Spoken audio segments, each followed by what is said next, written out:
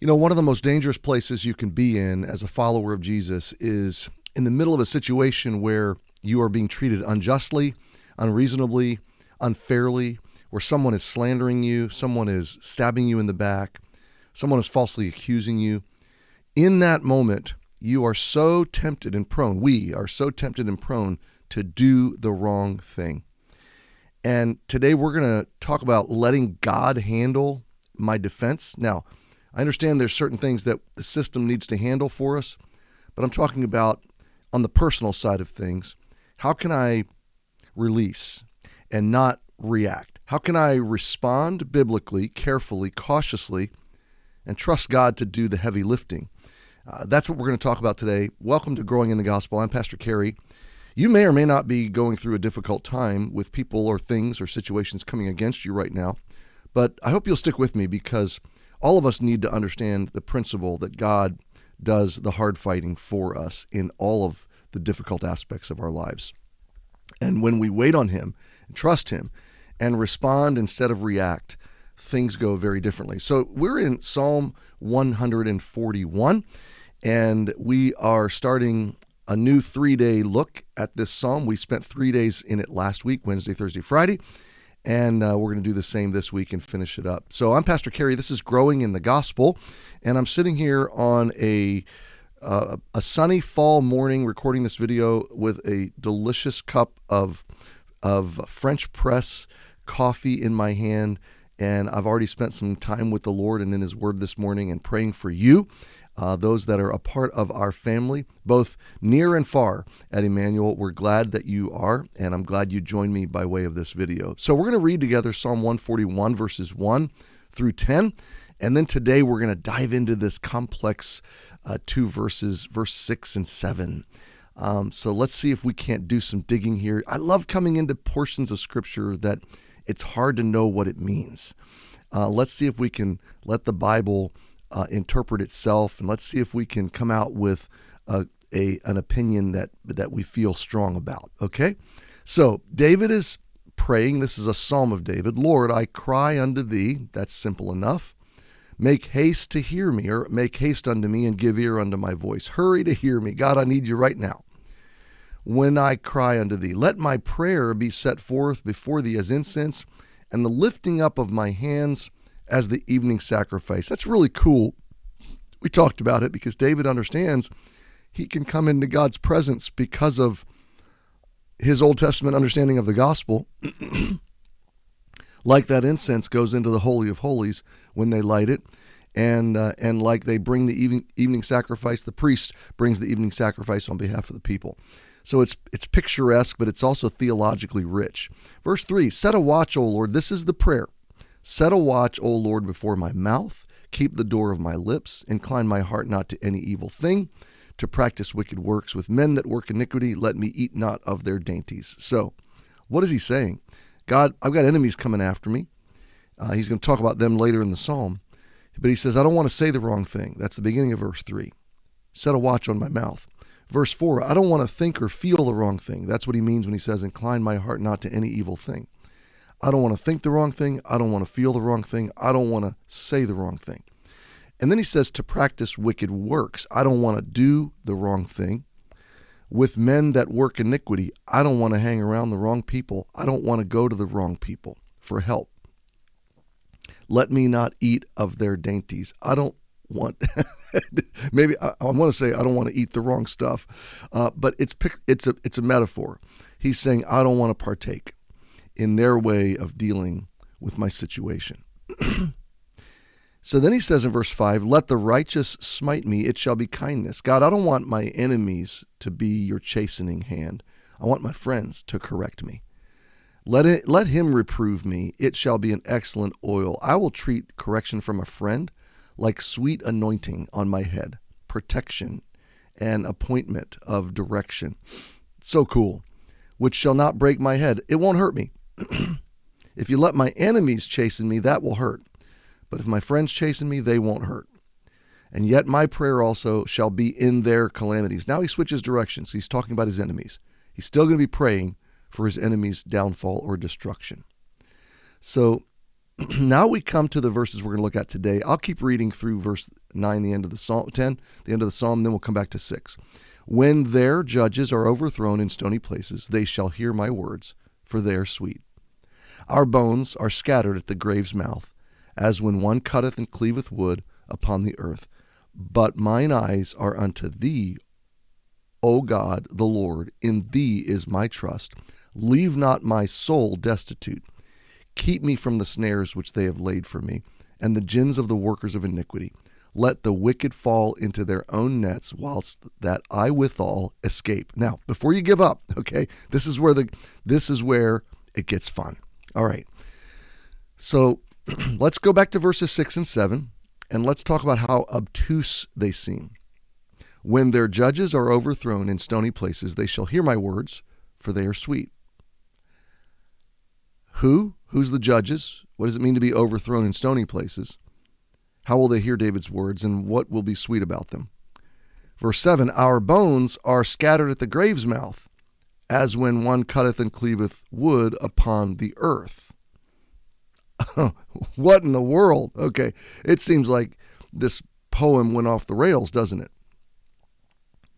But mine eyes are unto thee, O God, the Lord. In thee is my trust. Leave not my soul destitute. We're going to dig deeper in verse 8 tomorrow, but here's the deal, all right? When we're letting the Bible speak to us and interpret itself, context is everything. Now, just for the fun of it, I'm going to open my Bible software, and we're going to look at Psalm 141 in a couple of other versions. Now, it doesn't mean we're going to always agree, but let's just see here what we come up with. Psalm 141.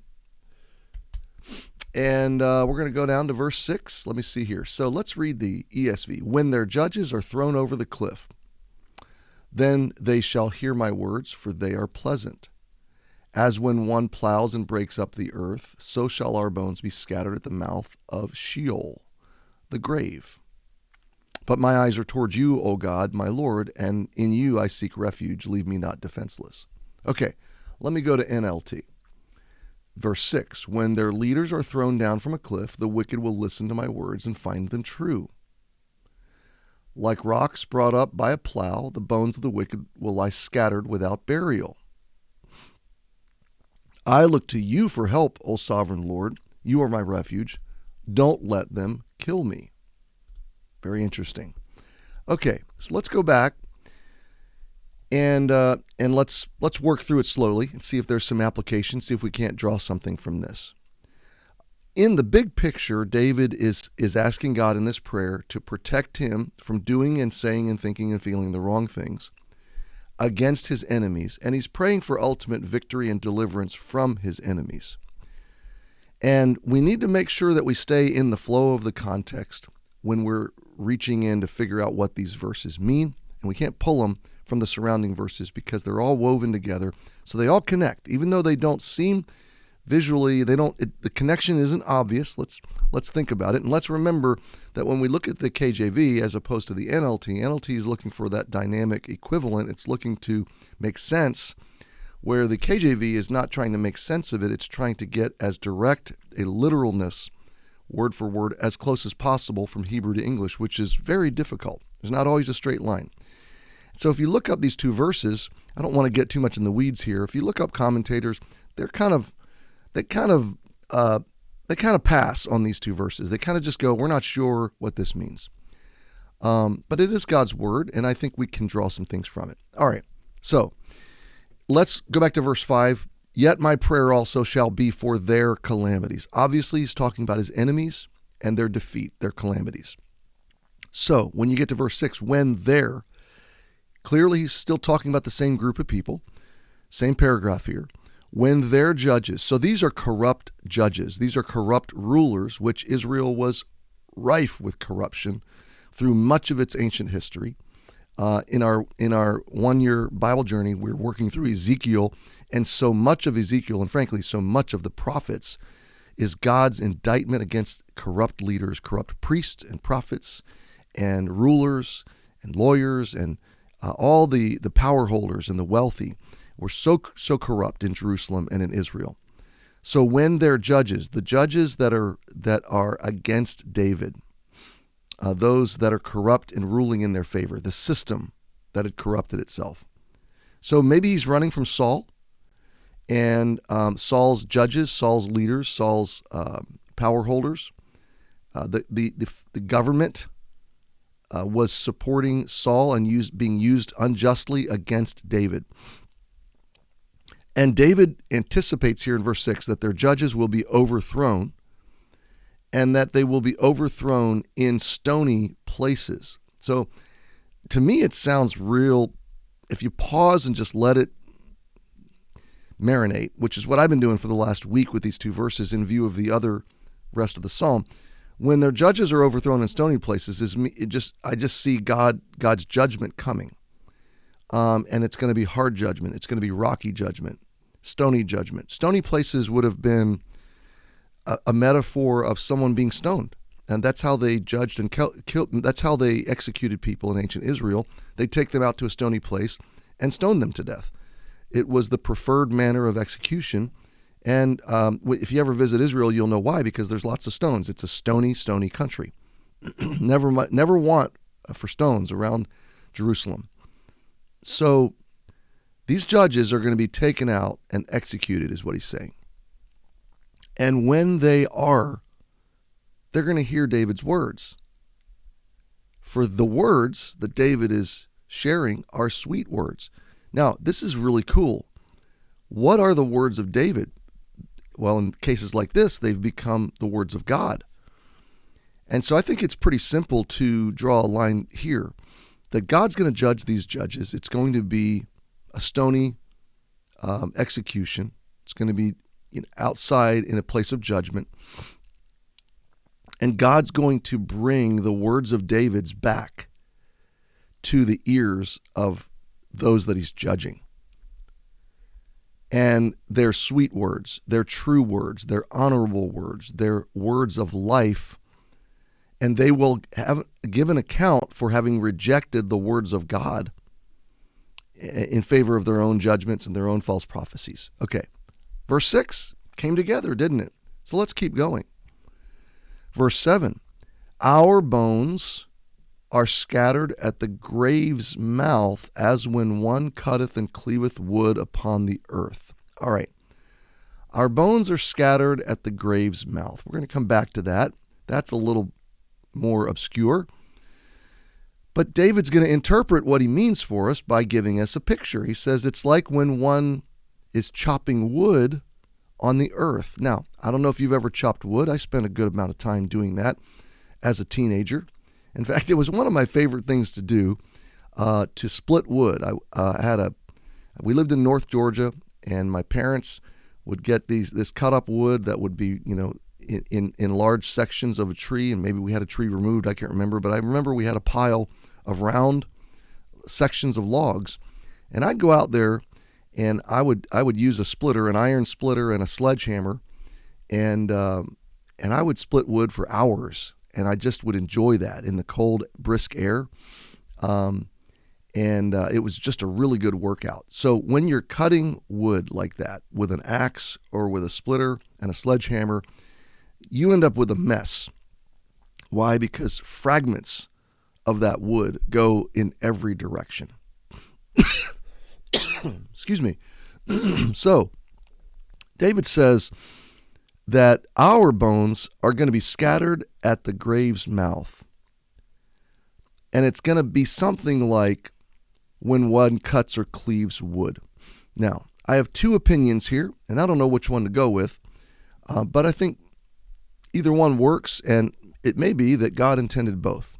Okay, so the first view here is that all of us will die, and even if we're buried, there's no guarantee that our grave will remain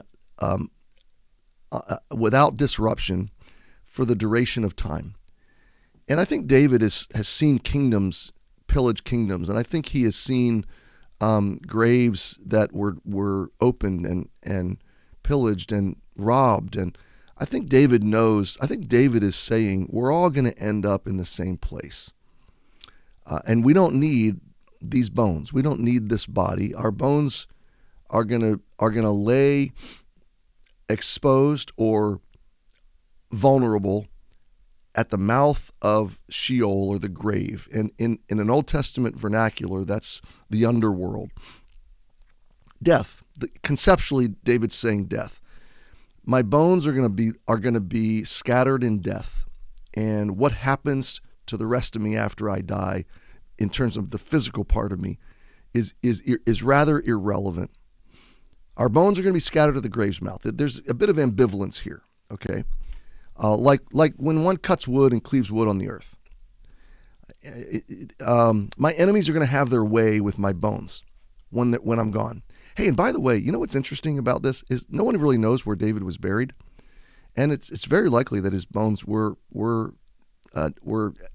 pillaged, taken away, and the grave desecrated, because that's what happened every time a kingdom overran another kingdom. The graves were destroyed and monuments were torn down, and so it's kind of funny nowadays. There's markers and there's places where you can go to commemorate someone like King David, but nobody really knows because the city's been overrun so many times that there's just no remaining evidence. So what he said is kind of true here. Our bones are scattered to the grave's mouth, like when one cuts wood upon the earth. Now, this is why I say we're going to pause here today, but not. We got to look at verse 8, because verse 8 continues the thought. But mine eyes are unto thee, O God, the Lord, in thee is my trust. Leave not my soul destitute. Okay, I think the contrast of bones and soul is really critical here, because David's saying, my body's going to lie vulnerable and decaying and scattered, but the real me, my soul, is going to live on. And my eyes, my new eyes, will be to thee, O God, and in you. I'm trusting in you that you're not going to leave my soul destitute. No matter what happens, I'm going to live on, and you're going to save me, God. That's take number one, okay? And that take is based on if David is switching the direction here and speaking of himself and his readers.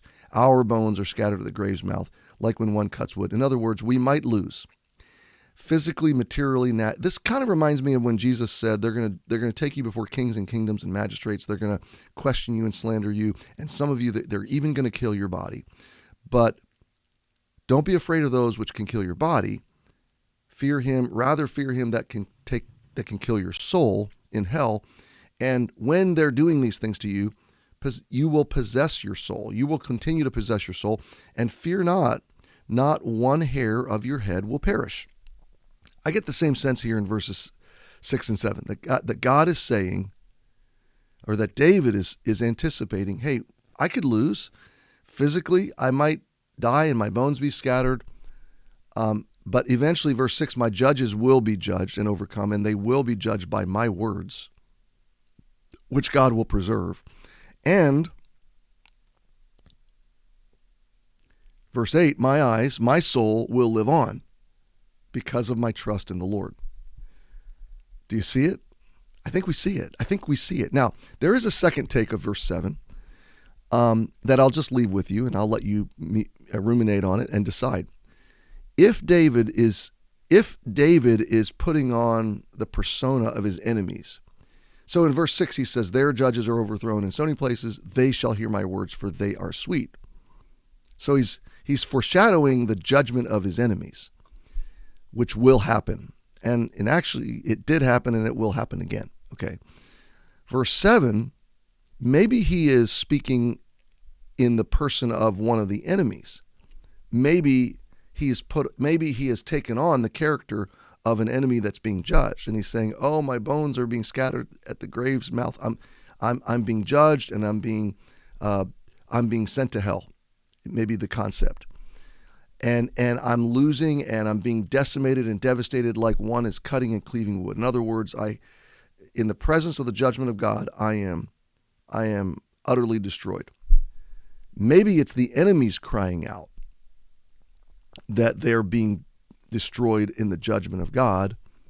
And then verse 8, David is switching back. But mine eyes are unto thee. So there's the two takes. I like take one, that David is saying, no matter what happens to me physically, materially, my bones, my body, I'm still going to have a set of eyes that look to the Lord and trust and God's not going to leave my soul destitute.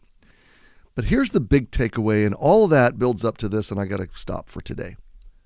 David, what is David really saying in these verses? He's saying, God, you're going to take care of things. You're going to take care of me, and you're going to defend me, and you're going to deal with all of those that are lying or that are constructing false narratives or that are handling and treating me unjustly. So here's my big takeaway. It's clearly in the context of this psalm, is when and if you are being treated unjustly, sure, let the system defend you in as much as the system can defend you. That's fine. We live in 21st century Western world in America, and I would do that. I would let the laws of the land defend me in as much as they could. But there are certain situations where the law goes against you, or justice cannot be discerned or done correctly.